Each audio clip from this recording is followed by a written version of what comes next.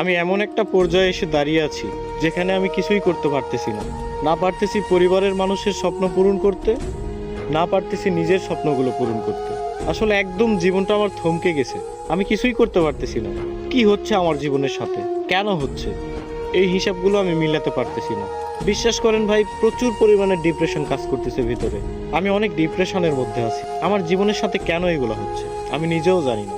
তবে একটা জিনিস কি, কোনো কিছুর হিসাব আমি মিলাতে পারতেছি না। একটা সময় ডিপ্রেশন কি জিনিস জানতাম না, এখন জানতেছি। তবে একটা কথা মাথায় রাখবেন, ডিপ্রেশন বিভিন্ন ধরনের হয়। শুধুমাত্র প্রেম বিচ্ছেদের কারণেই যে মানুষ ডিপ্রেশনে ভোগে, বিষয়টা এমন না। সবচেয়ে ভয়ানক ডিপ্রেশন হচ্ছে ফ্যামিলি প্রবলেম। হ্যাঁ, এগুলো আপনারা বুঝবেন না। যারা মধ্যবিত্ত পরিবারের, একমাত্র তারাই বুঝবে। ডিপ্রেশন অনেক কঠিন একটা জিনিস। এখান থেকে সহজে কেউ বের হতে পারে না, কেউ ডিপ্রেশন কাটিয়ে উঠতে পারে না। তবে আলহামদুলিল্লাহ, ধৈর্য ধরে আছি, ভালো কোনো একদিন আসবে ইনশাল্লাহ।